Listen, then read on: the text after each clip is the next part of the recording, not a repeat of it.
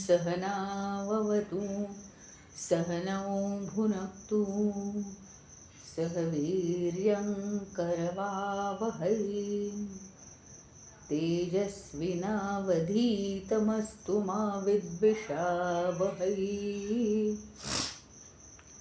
ॐ शान्ति शान्ति शान्तिः। अखण्डमण्डलाकारं व्याप्तं येन चराचरं तत्पदं दर्शितं येन तस्मै श्रीगुरवे नमः। अज्ञानतिमिरान्धस्य ज्ञानाञ्जनशलाकया चक्षुरुन्मीलितं येन तस्मै श्रीगुरवे नमः। गुरुर्ब्रह्मा गुरुर्विष्णु गुरुर्देवो महेश्वरः गुरुरेव परं ब्रह्म तस्मै श्रीगुरवे नमः। स्थावरं जङ्गमं व्याप्तं यत्किञ्चित् सचराचरं तत्पदं दर्शितं येन तस्मै श्रीगुरवे नमः। चिन्मयं व्यापि यत्सर्वं त्रैलोक्यं सचराचरं तत्पदं दर्शितं येन तस्मै श्रीगुरवे नमः। त्वमेव माता च पिता त्वमेव बन्धुश्च सखा त्वमेव विद्या द्रविणं त्वमेव सर्वं मम देव त्वमेव सर्वं मम देव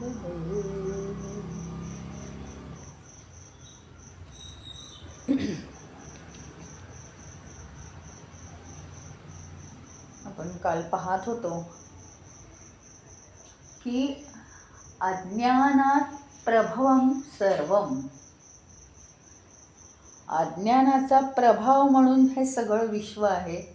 ज्ञानेन प्रविलीयते, ज्ञान मिळालं की त्या ज्ञानाच्या साह्याने ते सगळं विश्व, तो भास सगळा नाहीसा होतो. पहिल्या ओळीत काय आहे? अज्ञान. नंतर दुसऱ्या ओळीत म्हणतात संकल्पः विविधः कर्ता.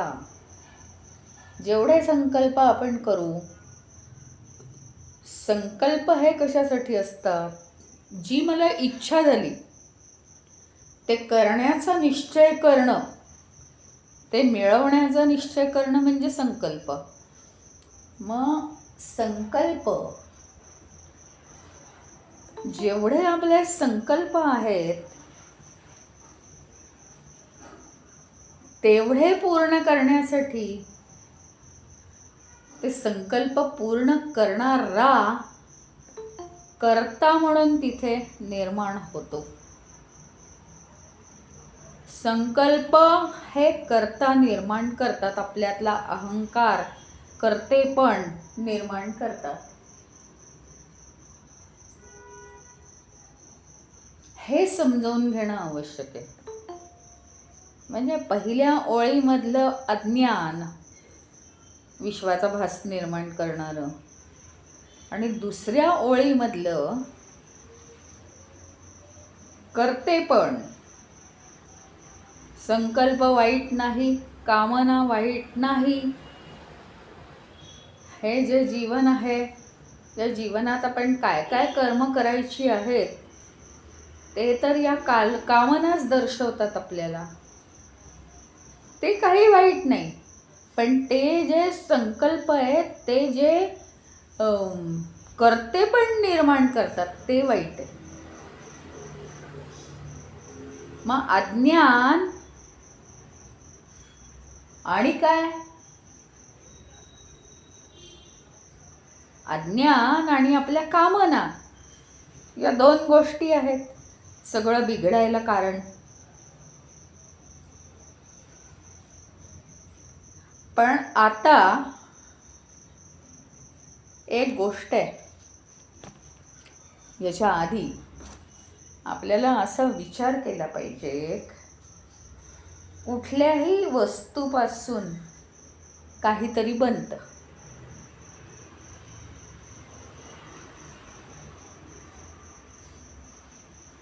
काही गोष्टीतलं ते ठळक दिसतं. म्हणजे उदाहरणार्थ काय, लाकडापासून फर्निचर बनतं. कपाट, दिवाण, स्टूल, खुर्च्या, जे काय आहे, टेबल, लाकडापासून फर्निचर बनतं. इथे जरी ते फर्निचर असलं तरीसुद्धा ढोबळमानाने आपल्याला ते लाकूड म्हणून दिसतं. इथं काही जास्त प्रॉब्लेम नाही आहे. दगडापासून मूर्ती बनते, तिथे पण मूर्तीचा जरी आकार असेल तरी दगड दिसतो, त्यात पण जास्त प्रॉब्लेम नाही आहे. कळतं आपल्याला. म्हणजे मूळ गोष्ट जास्त अदृश्य होत नाही आहे तिथे. परंतु ज्या ठिकाणी आता कापूस, मी तुम्हाला म्हटलं, अहो कापसापासूनच कापड बनतं. तुम्ही म्हणाल काय सांगते, नायलॉनमध्ये कापसाचा अंश सुद्धा नसतो, कसं काय कापड बनतं? मग त्याच्यावर सांगावं लागतं की प्रोसेस केलेली आहे कापसावर, पण बेसिक कापूसच. कापूस नसेल तर कशावर तरी प्रोसेस करून कापड नाही बनत. वाटेल त्या गोष्टीवर प्रोसेस करून कापड बनत नाही. मग ते कोणतंही असू दे, नायलॉन असू दे, 2x2 असू दे, टेरिकॉट असू दे, कॉटन असू दे, काही असू दे, मूळ वस्तू काय आहे तर कापूस.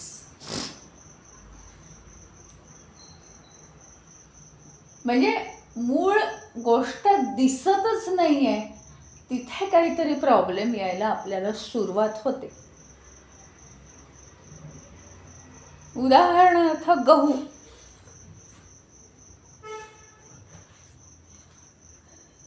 आता पोळी बनवतो गव्हापासून, बिस्किट बनवतो गव्हापासून, पुऱ्या बनवतो गव्हापासून. काय नाही बनवत, गव्हाचे डोसे, गव्हाचा दलिया, वाटेल ते. म्हणजे ज्यावेळी पोळी तयार होते, आपल्याला जर खरंच माहिती नसेल, आपण कुठल्या तरी एका दुसऱ्या भाषेतून आलेलो आहे, गहू हा प्रकारच माहिती नाही आपल्याला, आणि कोणीतरी असं सांगितलं तर आश्चर्य वाटेल नाही का, अरे याच्यात गहू कुठे दिसतोय पोळीत? मग ते सांगावं लागतं ही पोळी ही गव्हाच्या पिठापासून पीठ दाखवलं जातं. पिठात कुठे गहू दिसतोय? मग गहू दाखवायला लागतो.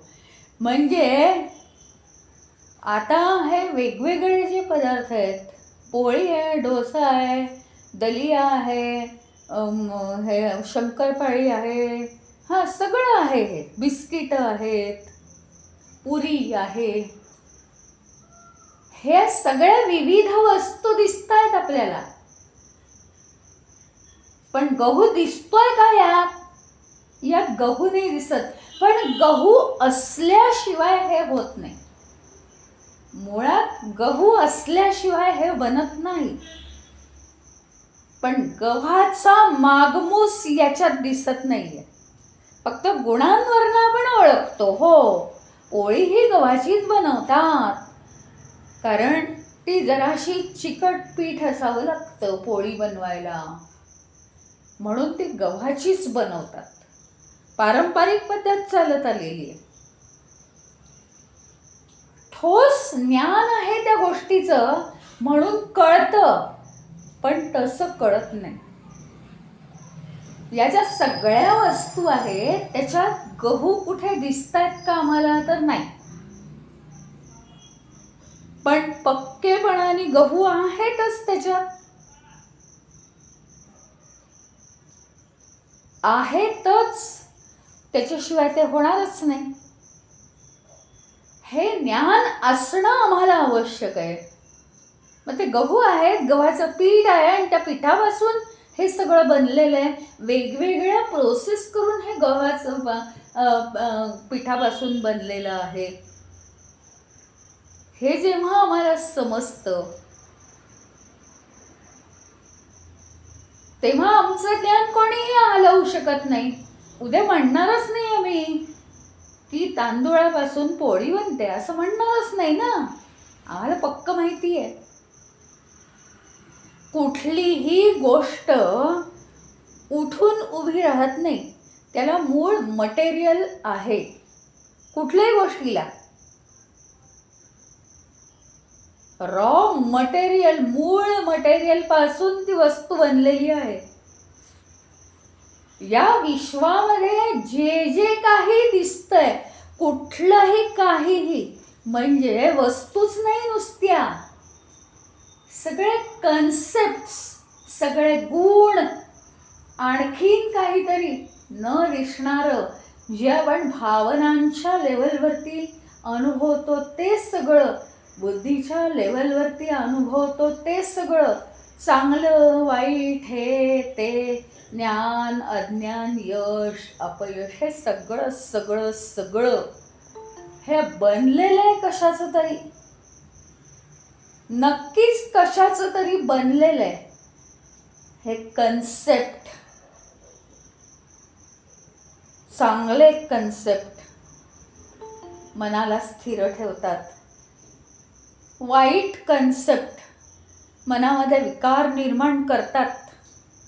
हे सगळं कशाचं तरी बनलेलं आहे. त्याचं कारण आहे, आपण जर म्हटलं की मनाने दुनिया बनवली आहे सगळी, सगळं मनाच्या संकल्प विकल्पांवर बनलेलं आहे, सगळं मनाच्या विचारांनीच बनतं जे काय आहे ते. खरं तर असं खूप ठिकाणी म्हटलेलं आहे. कल्पवृक्षाचं उदाहरण का देतात, का देतात कल्पवृक्षाचं उदाहरण? कल्पवृक्ष जे तुम्ही मनात योजाल ते देतो. मग एखादा गरीब थकलेला मनुष्य रस्त्याने जाता जाता कल्पवृक्षाच्या सावलीत बसलेला आहे. त्याला माहिती नाही तो काय विचार करतोय की मला जर, म्हणजे रस्त्याने जाताना एक त्याला माणूस दिसला, बॅग घेऊन जात होता सुटा बुटात. काय या माणसाची कथा नाही, केवढे पैसे त्याच्याकडे, नाही तर बघा आमचं आयुष्य कसं आहे. आणि मग ती लिंक लागली त्याच्या मनामध्ये आणि त्यांनी सुरुवात केली विचार करायला की जर मला जर असे खूप पैसे मिळाले तर मी सूट आणि बूट नाही हो घालणार, शो काय करायचा आहे, मी हे करीन, मी ते करीन, मी असं घर बांधीन, मग मी सुखात राहीन, 2 खोल्यांचं का होईना पण असं घर, पुढच्या अंगणात मी आंब्याचं झाड लावीन, असा तो विचार करतोय. पण जर घर मोठं पाहिजे नाही का, कारण छोटंसं घर असेल त्याला सेफ्टी नसेल जास्त, आणि मला खूप पैसे मिळाले खरोखरीच ईश्वराच्या कृपेने, आणि जर चोरी झाली तर काय, आणि सगळं धन पळवून नेलं तर काय. कल्पवृक्षाखाली बसलेला आहे, जे त्याच्याकडे थोडंफार असतं तेही क्षणार्धात नाहीसं होतं. आणि मग लक्षात येतं अरे जो मी विचार करतो आहे ते घडतंय. ही कल्पवृक्षाची कथा का सांगतात, उपनिषदांमध्ये पुराणांमध्ये सांगतात, त्याचं कारण एवढंच आहे की आपण जे काही मनाने 24 तासात ज्या पद्धतीच्या विचारांचं पर्सेंटेज आपलं जास्त आहे तेच आपल्या आजूबाजूला आपल्याला प्राप्त होतं. मग निगेटिव्ह विचार करायचे का पॉझिटिव्ह करायचे, दुसऱ्याचं चांगलं करायचं का स्वार्थ करायचा, ते सगळं आपण आपलं ठरवायचं. आता हे एवढ्यासाठी सांगितलं आपल्या विषयाशी संबंधित की जे काही आहे, आपण म्हटलं ना, 2 गोष्टी म्हटल्या आपण, एक तर अज्ञान आणि दुसरं म्हणजे कामना. अज्ञान हे सुद्धा मनामुळे निर्माण झालेलं आहे. बुद्धीला पक्क ज्ञान असतं, सगळं पक्क शाब्दिक ज्ञान बुद्धी पक्क करून घेते, तिला कधी कन्फ्युजन नसतं. पण या विश्वामध्ये चैतन्याशिवाय दुसरं काहीच नाही हे बुद्धीला समजलेलं आहे. अनुभव जो आहे तो बुद्धीच्या पलीकडचा आहे. प्रत्येक गोष्ट क्लिअर करून घेऊया आपण. अनुभव बुद्धीच्या पलीकडचा आहे, पण बुद्धीला हे शब्दात पक्क समजतं. चैतन्याशिवाय या जगात काही नाही, परंतु मनाला समजत नाही आणि मनामध्ये विकार उत्पन्न होतात. पण मी अनुभवतो जे आहे, हे घर आहे, हा गाडी आहे, हे बंगला आहे, हे असं आहे, ते तसं आहे, ही माणसं दिसत आहेत, मग हे काय सगळं खोटं आहे का, असं मन निर्माण करतं विकार. मन त्याच्यामध्ये डिस्टर्बन्स निर्माण करतं त्या ज्ञानामध्ये. आणि मनाचा स्वभावच आहे की पहिल्या शंकांचं निरसन होण्याआधीच दुसऱ्या 100 शंका मनामध्ये निर्माण करून ठेवायच्या. त्याची उत्तरं भले नाही मिळाली तरी चालतील, अशा शंकांमध्येच माणसाचं जीवन जातं. आणि हे सगळं भासमानच राहतं कायम. मग जर आपण स्टेप बाय स्टेप जातोय तिकडे, जर हे सगळं मनामुळे होतं तर अज्ञान हे मनामुळे आहे. कामना सुद्धा कोण करतं, इच्छा कोण करतं, मनच करतं. चित्तामध्ये वासना आहेत हे कबूल, काळाप्रमाणे त्या वर उठून येतात हेही कबूल. पण त्या वासनांप्रमाणे आता काय क्रिया करायच्या आजूबाजूच्या वातावरणानुसार हे मनच ठरवतं. इथपर्यंत सगळं बरोबर. पण ती कामना केल्यानंतर काळाला, वातावरणाला, देश, काल, स्थिती या सगळ्याला अनुसरून ती कामना आहे की नाही हे मात्र बुद्धी ठरवते. आपल्याला जर बुद्धीच्या पातळीवर चालायची सवय नसेल तर सगळा गोंधळ निर्माण होतो. म्हणून आजपर्यंत अनेक वेळा आपण बोललो आहोत की रोजच्या आपल्या व्यवहारामध्ये आपण किती वेळा म्हणजे अचानक पकडायचं, हे जे मी करतो आहे ते मन म्हणते म्हणून करतोय का बुद्धी म्हणते म्हणून करतोय, म्हणजे ते योग्य आहे का अयोग्य आहे हे आपण ठरवायचे. पकडायचे आहेत विचार. दिवसभरातनं एक 10 विचार पकडले की आपल्याला तशी सवय होते बुद्धीच्या तालावर चालण्याची. मनाच्या तालावर चाललं की काही वेळा मन योगायोगाने बरोबर सांगतं, तसं काही गॅरंटी देता येत नाही. मग आता जर का अज्ञान आणि कामना, मनाने कामना करणं ही नॅचरल गोष्ट आहे, तशी आपल्याला सगळी इन्स्ट्रुमेंट तशीच दिलेली आहेत. आपल्या वासनांनुसार मनामध्ये त्या इच्छा होणार आणि आपण ते करणार, ते बरोबर आहे, मान्य आहे. पण ते करणं आत्ता योग्य आहे नाही योग्य आहे हे सगळं बुद्धी ठरवते. मग आता मनामुळे अज्ञान निर्माण झालेलं आहे. केवढं घोर अज्ञान, अतिशय घोर अज्ञान की ईश्वराशिवाय दुसरं काही नाही आहे हे ज्ञानच आपल्याला नाहीये.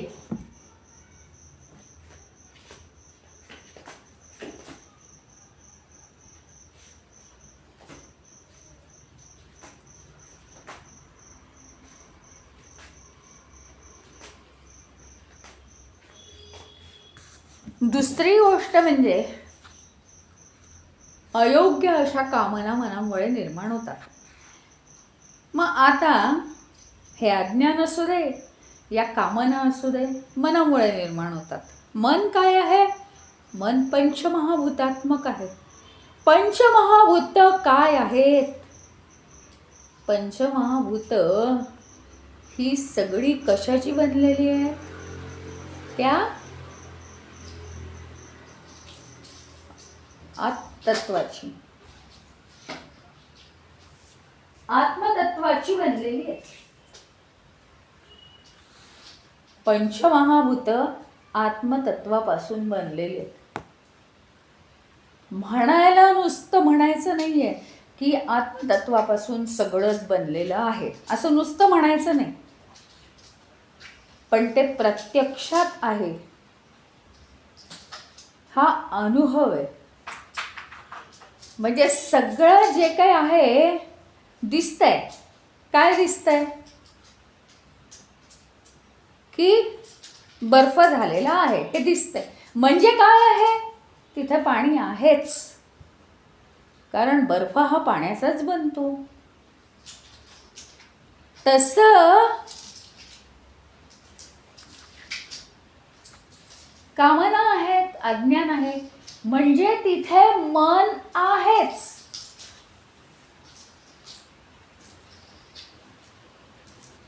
मन आहे, इंद्रिय म्हणजे नक्की पंचमहाभूत आहेत. मुळात सिद्ध झालं, कारण ते पंचमहाभूतांपासून बनलेलं आहे. आम्ही लहानपणापासून ऐकलं की कापसापासून कापड बनतं. कापड आहे म्हणजे मुळाशी कापूस आहेच. तो जाणार कुठे? बिना कापसाचं कापड बनतच नाही. आणि ही पंचमहाभूत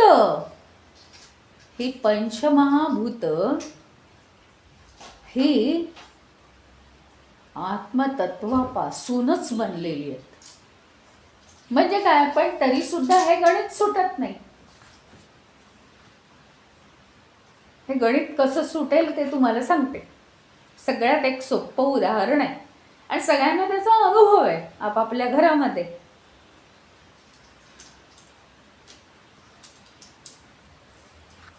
आई वडील आणि मुलं. आई वडिलांपासून मुलं जन्मतात. म्हणजे मुलांमुळे आई वडिलांचं अस्तित्व सिद्ध होतं. पण ह्याचा अर्थ असा नाहीये की आई वडील आणि मुलं एकच झाले ते, असं नाहीये ना. वेगवेगळे आहेत ते. तसं हा प्रश्न पडतो की नाही तुम्हाला, आत्मतत्वापासून पंचमहाभूत कशी तयार झाली? आत्मतत्व जर कशातच नसतं तर कसं काय ते तयार झालं? सगळीकडे आत्मतत्वच होतं, पण आत्मतत्वाचे हे वेगवेगळे आविष्कार आहेत.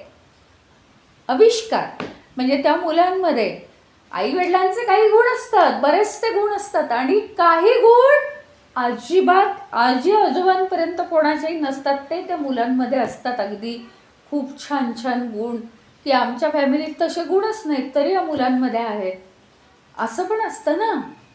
त्याप्रमाणे आत्मतत्वाचे हे वेगवेगळे आविष्कार आहेत. बस, बाकी काही नाहीये. म्हणजे जेवढं ज्ञान ही चांगली गोष्ट आहे, तेवढाच अज्ञान हा सुद्धा एक आविष्कार आहे. म्हणजे काय माहिती का, म्हणायचं काय आहे इथे की अज्ञान आहे, कामना आहेत, वाईट आहेत गोष्टी, या कबूल आहेत. आमच्या दृष्टीने त्या गोष्टी कशा आहेत तर त्या वाईट आहेत म्हणे, बरं का. पण ज्या अर्थी अज्ञान आहे, कामना आहे, त्या अर्थी जरूर आत्मतत्व आहे. त्याच्या अस्तित्वाशिवाय अज्ञान आणि कामना ह्यांचं अस्तित्व आम्हाला जाणवतच नाही, आम्हाला समजूच शकणार नाहीये. ते आम्हाला अज्ञान आहे. आम्हाला समजूच शकणार नाही की आम्हाला कामना होतात आणि त्या कामनांमुळे आम्हाला कर्तेपणा येतो, अहंकार येतो. हे समजूच शकणार नाही आम्हाला कधीच. म्हणजे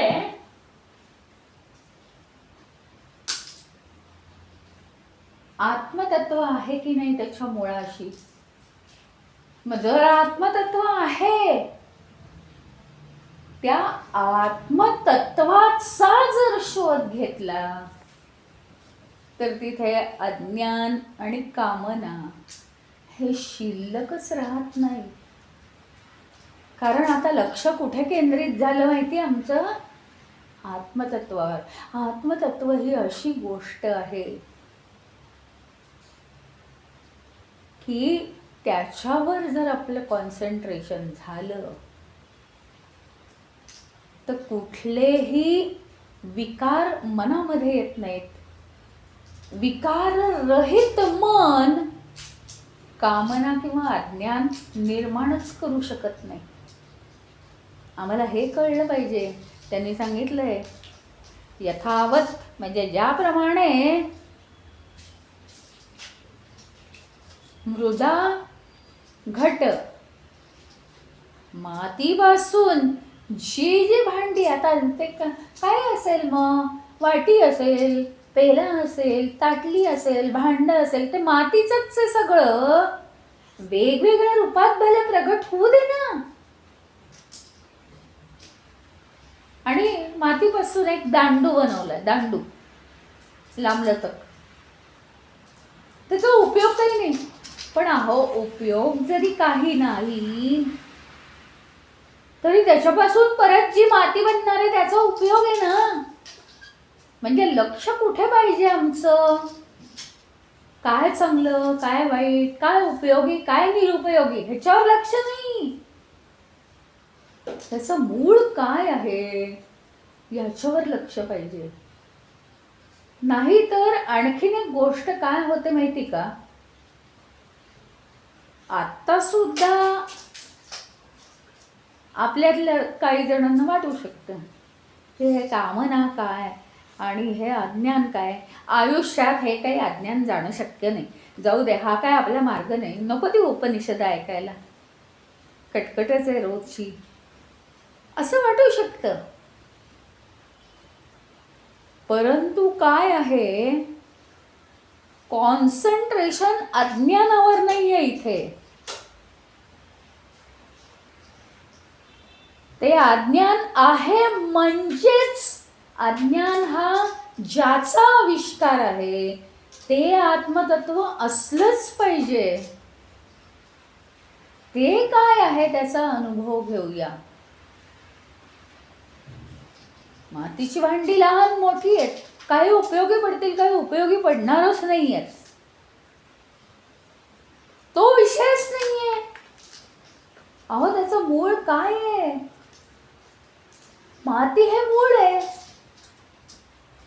म्हणजे काय माहिती का म्हणायचंय की जे उपयोगी नाहीये मातीचं भांड ते मोडून पुन्हा त्याच मातीपासून चांगलं भांड बनवू शकतो का नाही?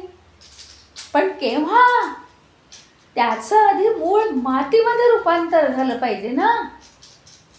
म्हणजे जर अज्ञान असेल तर अज्ञान हा आविष्कार कशापासून निर्माण झालाय?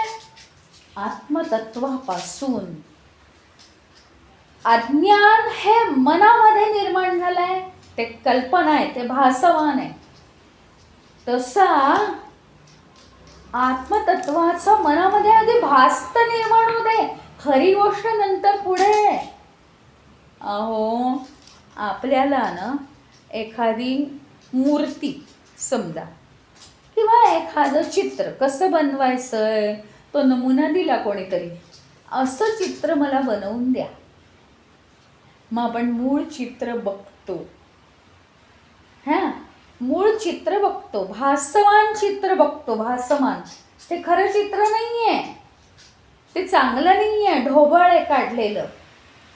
आणि तो ज्याला हवं आहे काढून तो सांगतो हे असं असं, मग ह्याच्यात असे असे भाव आले पाहिजे. मी तुम्हाला रफ काढून दिलं आहे, किंवा काय ते पत्रिका वगैरे बनवतात ना लग्नाच्या, हां असा असा मजकूर पाहिजे. पण काय ते तुम्ही याला डेकोरेट करा. माझी कल्पना अशी आहे, इथे असं तिथे तसं, हे असं हळदी कुंकवाचे करंडे दाखवा वगैरे, काय काय काय काय कलश दाखवा वगैरे. पण आता ते तुम्ही तुमच्या कल्पनेने तयार करा. म्हणजे काय करावं लागतं, आधी भासमान डोळ्यासमोर आणावं लागतं आणि मग प्रत्यक्षात तयार करणं वेगळं. त्याच्याप्रमाणे अज्ञान हे मनाने निर्माण केलेलं आहे. म्हणून मनामध्ये आधी खऱ्या गोष्टीचं ज्ञान हे भासमान निर्माण झालं पाहिजे आणि मग त्याचं खरं रूप आपल्याला तयार करता येईल. मग ते आपण त्याचा अभ्यास करू, की आधी तर बुद्धीने समजावून घेऊ, मग ते नंतर बुद्धीच्या पलीकडे आहे त्याच्यासाठी साधना करू, ते नंतर समजावून घेऊ. पण ज्या मनाने अज्ञान निर्माण केलंय त्या मनाला आधी ज्ञान निर्माण करू दे. भासमान काय आहे माहिती का, समजावून घेणं कठीण आहे, पण शब्द तोकडेच पडतात. आता एवढंच सांगू शकते मी, काहीही आपण करतो. एखादं चित्र काढलं, हां पण हे इथे असं झालं बुवा, इथे ना हा पिवळा रंग नको होता, तो दिला ना की मग हे अगदी उठून दिसेल. किंवा रांगोळीत आपण म्हणतो नाही का, किंवा एखादी रेसिपी, नाही हे असं नको होतं करायला, हे ना अमकी गोष्ट आहे ना अगदी होत आल्यावर घालायची, आधी नाही मीठ टाकायचं, असं काहीतरी आपण ठरवतो. म्हणजे काय होतं, आधी ते ढोबळ मानाने तयार करतो आणि मग त्याला परफेक्शन यायला नंतर त्याला आउटलाईन व्यवस्थित काढतो. तसं आपल्याला जर अज्ञान हा एक मनाचा आविष्कार, त्या आत्मतत्वाचा आविष्कार असेल, आत्मतत्वाचा दुसरा जो आविष्कार आहे ज्ञान, ते आपल्याला आधी समजावून घेतलं पाहिजे की कसं आहे. त्याचा ढोबळ एक नकाशा मनामध्ये तयार केला पाहिजे. मग त्या बुद्धीच्या साह्याने योग्य काय अयोग्य काय हे समजावून घेतलं पाहिजे. त्याचे धडे उपनिषदांमधून घेतले पाहिजेत. आणि मग ते जर बुद्धीच्या पलीकडे आहे तर मन, बुद्धी, देह, इंद्रिय ही सगळी शांत करणारी साधना आपण रोज केली पाहिजे. मातीच्या घटाच्या उदाहरणावरून एखादा घट वाकडा तिकडा बनला आहे, तो घट पूर्णपणे चक्काचूर केला पाहिजे ना, त्याचा माती बनवली पाहिजे आणि मग सुंदर आपल्याला हवा तसा घट तयार करून घ्यायचा. त्याप्रमाणे आपलं अज्ञान जर मोडून काढायचं असेल तर त्याला मूळ स्वरूपाकडे गेलं पाहिजे. मग ते अज्ञानाचा नाश केला पाहिजे. ते भासमान आहे खरं ज्ञान होत होत होत होत, शब्दांमध्ये ज्ञान होत होत हळूहळू मनाला समजेल की जे भासमान आणि वाईट असं निर्माण केलेलं आहे ते भासमान पण चांगलं आधी निर्माण करू दे आपल्याला. आणि मग त्यातून बुद्धीचा विकास करत करत, बुद्धी सूक्ष्म करत करत, शेवटी इतकी सूक्ष्म, सुईचा अग्र इतकी सूक्ष्म बुद्धी, आणि शेवटी ते अग्रही नाहीसं झालं म्हणजे मग ते ज्ञान होणार. याच्यासाठी या विश्वामध्ये सगळ्याचं जे मूळ आहे, सगळ्याचं मूळ आत्मतत्व, त्याच्याशिवाय दुसरं काही नाही.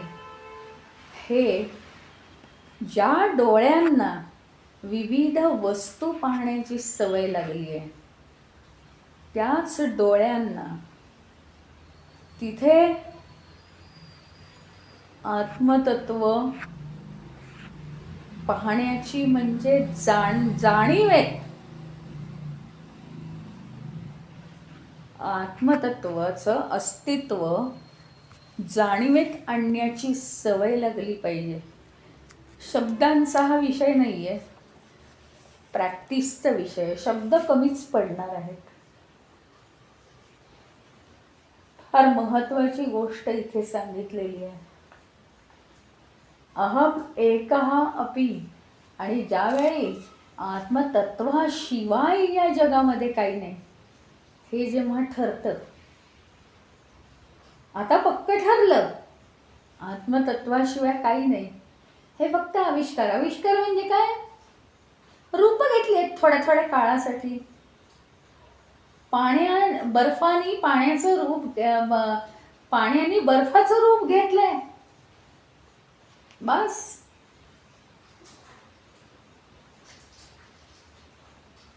पाण्याने वाफेचं रूप घेतलंय, पण पाणीच मुळाशी काही कालावधीसाठी ते झालेलं आहे, कायम टिकणारं काही नाही.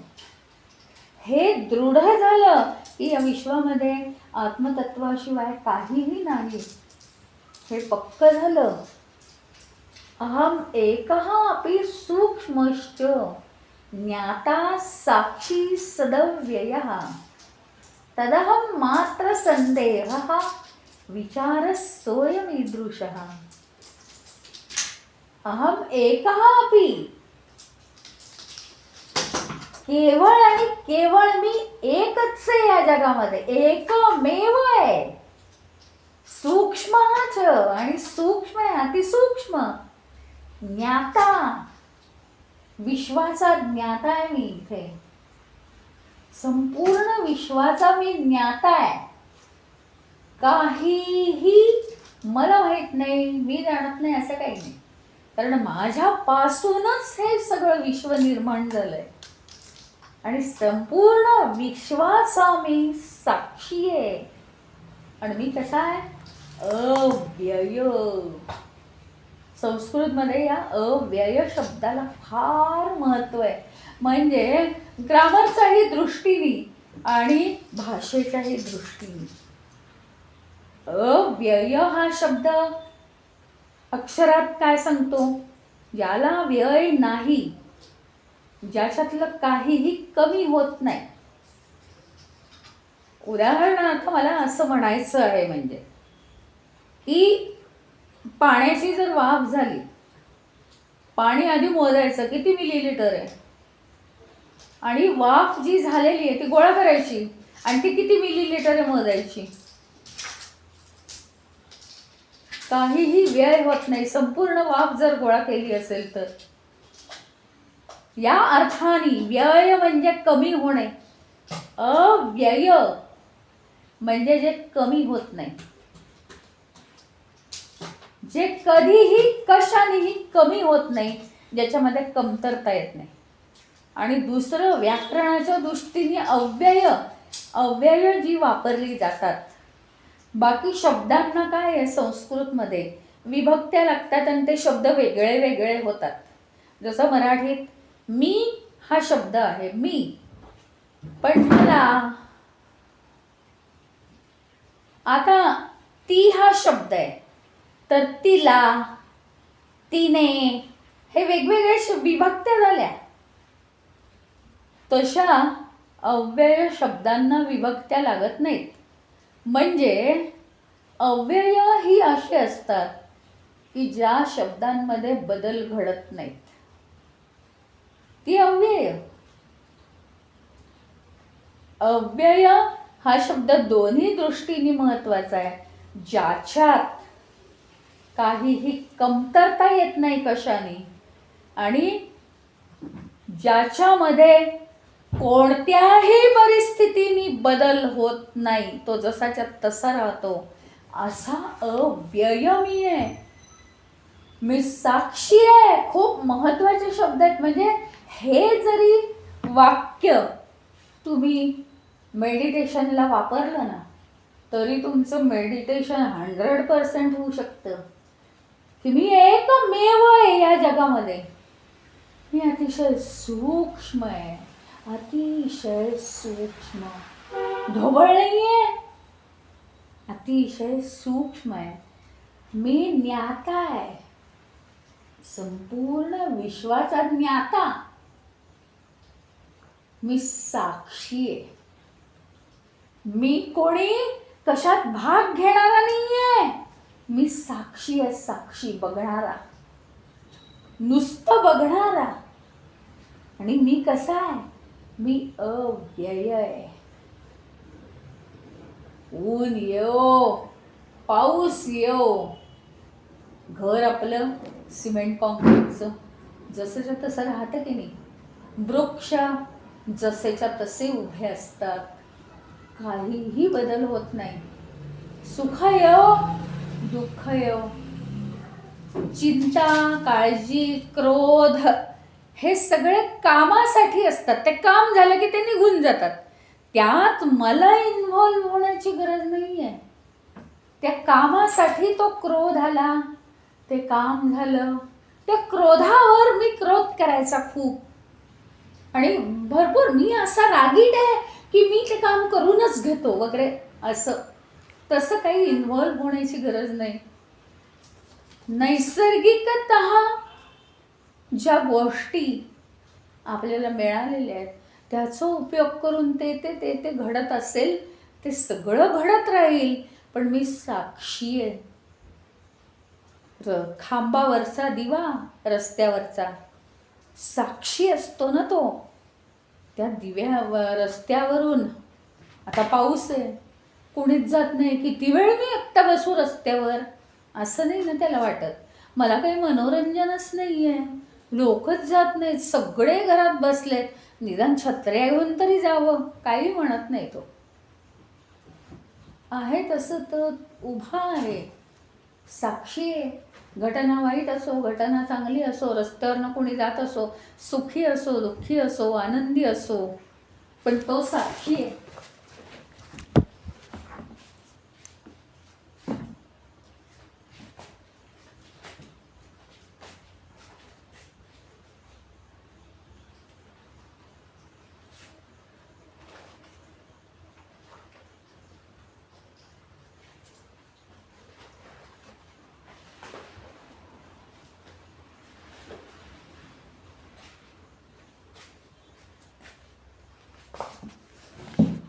त्याप्रमाणे मी साक्षी आहे, मी अव्यय आहे.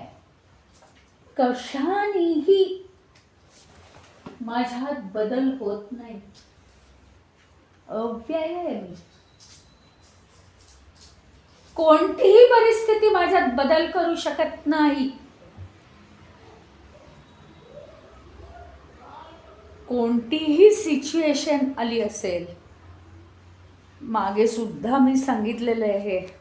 आणि ह्याच्यावर आहे ना, एक जो सकाळचा आमच्याकडे स्टडी ग्रुप होता, त्याच्यामध्ये असे खूप एक्सरसाइज आम्ही केलेले आहेत.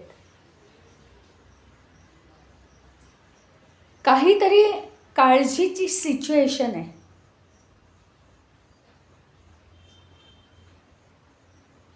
काय मनाशी निर्धार करायचा ही सिच्युएशन आहे. आणि मी कोण आहे,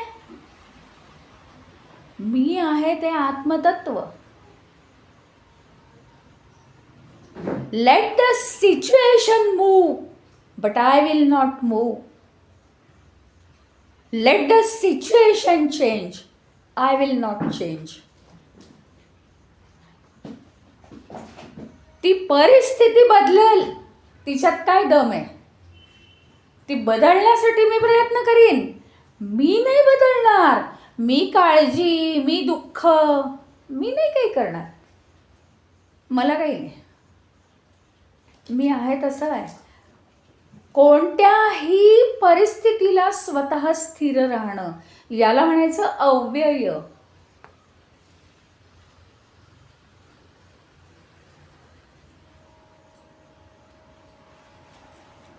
हे सगळे जरी गुण, नुसता एक एक जरी गुण रोज आठवला आणि मेडिटेशन करायला हा श्लोक किंवा हे वाक्य घेतलं, 4-5 गुण, मी एकमेव आहे, मी सूक्ष्म आहे, मी ज्ञाता आहे, मी साक्षी आहे, मी अव्यय आहे, संपलं.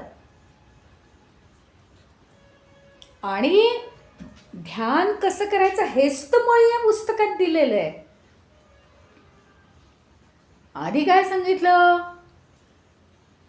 अज्ञान आहे आणि कामना याच मुळी, संकल्प हेच मुळी करता निर्माण करतात, कामना याच मुळी करता निर्माण करतात. मग काय सांगितलं की हे तुम्ही आधी क्लिअर करा की कामना असो, संकल्प असो, अज्ञान असो, हे सगळं काय आहे? सगळं भासमान आहे. ते भासमान काढण्यासाठी, आणि दुसरी गोष्ट ते आत्मतत्वापासूनच निर्माण झालं आहे. मग ते ज्यापासून निर्माण झालं त्याचा शोध घ्या ना तुम्ही, त्याचा शोध घ्या. आणि मग आता त्याच्या पुढची स्टेज सांगतायत, जर सगळं जर आत्मतत्वापासून निर्माण झालं आहे तर मी स्वतः मी पंचमहाभूतात्मक असू शकत नाही, तर मी आत्मतत्वच आहे आणि माझ्यापासून हे सगळं निर्माण झालेलं आहे. त्यामुळे यांचे प्रॉब्लेम हे माझे प्रॉब्लेम असू शकत नाहीत. आता मी मागेही सांगितलं होतं की मुलं शाळेत जातात, होमवर्क करत नाहीत, टीचर मारतात, पनिशमेंट करतात. आईवडिलांचा प्रॉब्लेम आहे का तो? मुलांचा प्रॉब्लेम हा आईवडिलांचा प्रॉब्लेम आहे का? आईवडिलांचं मुलांवर प्रेम आहे, मुलांचं आईवडिलांवर प्रेम आहे, पण ज्याची कार्य त्याला करायची आहेत. आत्मतत्वाशिवाय या जगात काही नाही. मी आत्मतत्व आहे. पंचमहाभूत माझ्यापेक्षा वेगळी आहेत. पंचमहाभूत जेव्हा शरीर म्हणून निर्माण होतं तेव्हा शरीराची कार्य वेगळी आहेत.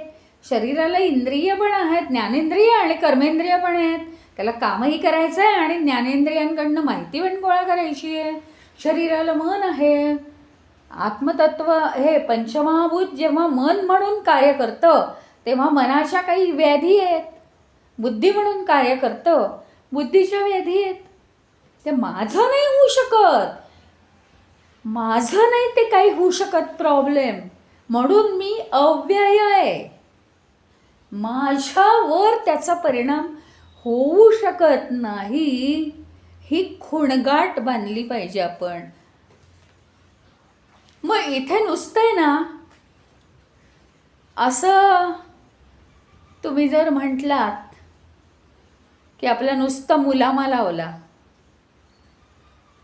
की आपण त्याच्यापासून अलिप्त राहायचं, तर अलिप्त राहायचं हे औषध नाही आहे त्याच्यावर. अलिप्त राहता येत नाही. आपण म्हणताना म्हणून गेलो, हो काहीही घडलं ना तर आपण अलिप्त राहायचं, म्हणताना म्हणतो आपण, पण इतकं ढोबळ हे शास्त्र नाही आहे.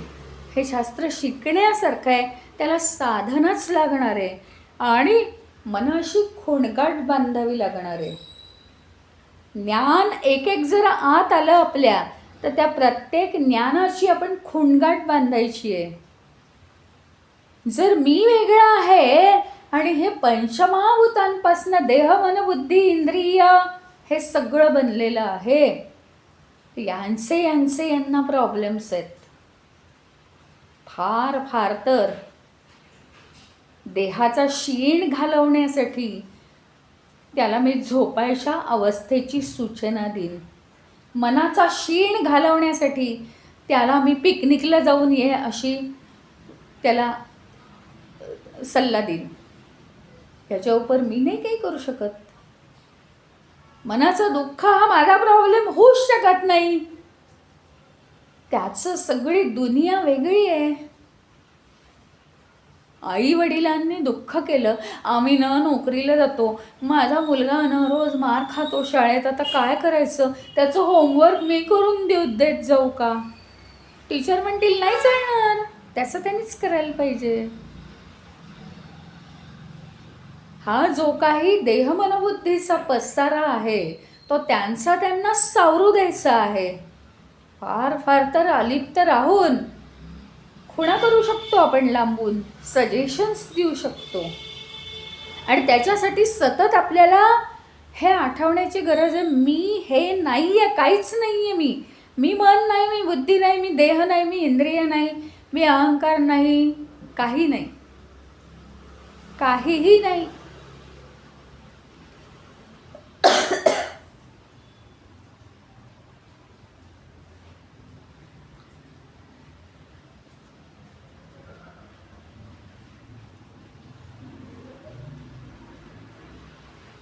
केवळ माझ्या स्वतःचं स्वरूप मी जाणत नाही, म्हणून मला एकदा वाटतं की मी देह आहे, मला दुसऱ्यांदा वाटतं की मी मन आहे, म्हणून मी दुःखी आहे, मी आनंदी आहे, मलाच खूप बरं वाटलं.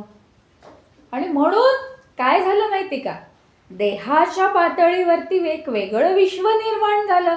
मी करताय, मी करतच नाही, मी आळशी झालो आहे आणि मी खूप छान करतो, मी आता लवकर उठतो, मी असं करतो, मी तसं करतो. देहाच्या पातळीवर करता. मनाच्या पातळीवर लोक मला चांगलं म्हणतात, मी दुःखी आहे, मी सुखी आहे, मला ही काळजी आहे, मला असा राग येतो. या पातळीवर, मनाच्या पातळीवर असा अहंकार निर्माण झालेला आहे. हे विश्व, देहाचं विश्व वेगळं, इंद्रियांचं विश्व वेगळं, मनाचं विश्व वेगळं, बुद्धीचं विश्व वेगळं, आणि ते काहीही आपल्या कामाचं नाही आहे. तुम्ही मला एक सांगा ना, की मुलं शाळेत जातात, मुलांचं विश्व, कोणी काय ते स्पोर्ट्समध्ये हुशार असतात, मग त्यांच्या शाळेत स्पोर्ट्स, मग त्याला पहिलं बक्षीस मिळतं. मग कोणी ड्रॉइंगमध्ये, मग त्याला ड्रॉइंगमध्ये पहिलं बक्षीस मिळतं, असं सगळं. पण ज्यावेळी आई वडील ऑफिसला जातात, आई वडिलांना काय सिरियसली काय केलं पाहिजे, ऑफिसचा विचार केला पाहिजे का नाही, का मुलांच्या शाळेचा, मुलांच्या हुशारीचा विचार ऑफिसमध्ये बसून केला तर चालेल? नाही चालणार ना. कसं चालेल? मुलांचं जीवन हे वेगळं आहे, आई वडिलांच्या जबाबदाऱ्या हे वेगळ्या आहेत. आई वडिलांचं फील्ड वेगळं आहे, मुलांचं फील्ड सगळं वेगळं आहे. आणि असंच तर असतं, घरातल्या माणसांचं एकमेकांवर कितीही प्रेम असू दे, पण 5 माणसं 5 फील्डमधली आहेत, त्यांना त्यांच्या त्यांच्या कामामध्ये सतर्क नाही करावं लागत. तसं हे जे आहे, देह मन बुद्धी इंद्रिय अहंकार चित्त, हे जे आहे उपकरण, आत्मतत्व पण त्याच्यात आहे. हे एक कुटुंब आहे, प्रत्येकाच्या आपापल्या जबाबदाऱ्या, प्रत्येकाचं आपापलं क्षेत्र आहे, आपापलं फील्ड आहे, त्याच्यात त्याला काम करायचं आहे. दुसऱ्या कोणाला ते म्हणजे मी असं होऊन नाही चालत. दररोज दरवेळी आई वडिलांनी मुलांच्या शाळेत जायचं, हे का नाही होमवर्क करत, जाऊन बसायचं, असं होईल का? त्याच्या वर्गात जाऊन बसतात, काय शब्द लिहितो काय नाही लिहित, असं होईल का स्वतःचं ऑफिस सोडून? नाही. ते म्हणजे मीच, मूल म्हणजे मीच होऊ शकत नाही ना.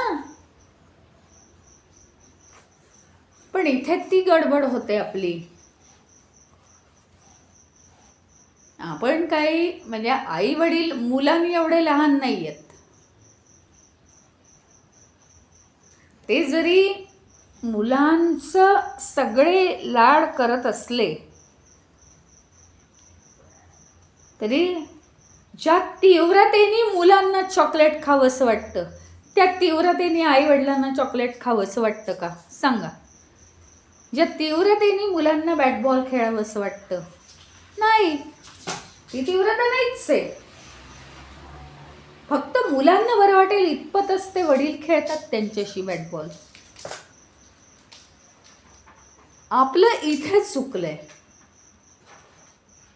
आपलं इथे चुकलंय. आणि ही मनाशी खोंगाट पाहिजे की हे सगळं वेगळं आहे. आणि काहीही कन्सेप्ट असू दे, हे मनाने निर्माण केलेले आहेत. मनामध्ये संकल्प विकल्प निर्माण होतात.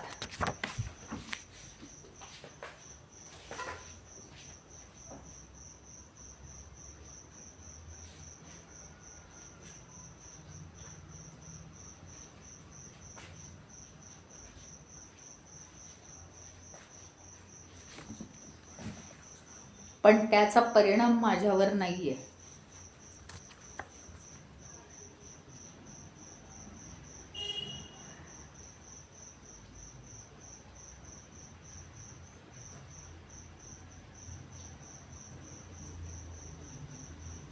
हे जे सगळं सगळं सगळं जाणलं जातंय,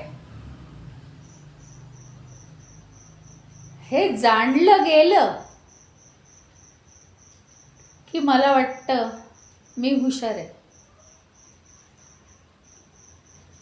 हे जाणलं गेलं हेच मी आहे असं मला वाटतं, म्हणून मला वाटतं मी हुशार आहे. पण मी जाणणारा मी वेगळा आहे. जाणणारा वेगळा असतो.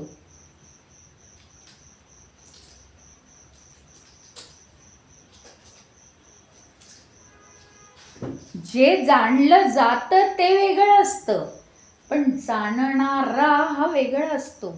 आणि तो जाणणारा हा नेहमी वेगळाच असतो त्या गोष्टीपासनं.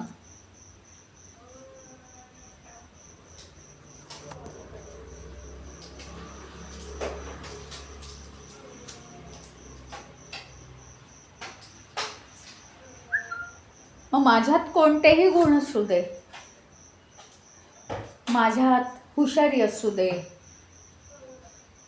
माझ्यात सत्य बोलणं असू दे, माझ्यात खरेपणा असू दे, माझ्यात वेडेपणा असू दे, माझ्यात नीटनेटकेपणा असू दे, माझ्यात वेंधळेपणा असू दे, पण तरी सुद्धा त्याच्यापासून मी वेगळाच आहे ना. ते सुधारणं न सुधारणं, चांगलं करणं वाईट करणं आपल्या हातात आहे, तो व्यवहाराचा भाग आहे. त्याच्यापासून मी वेगळा आहे हे पक्क झालं पाहिजे. आणि हे जर पक्क झालं तर ह्याच्यावर आधारितच पुढचा श्लोक आहे, तो आता आपण उद्या बघूया.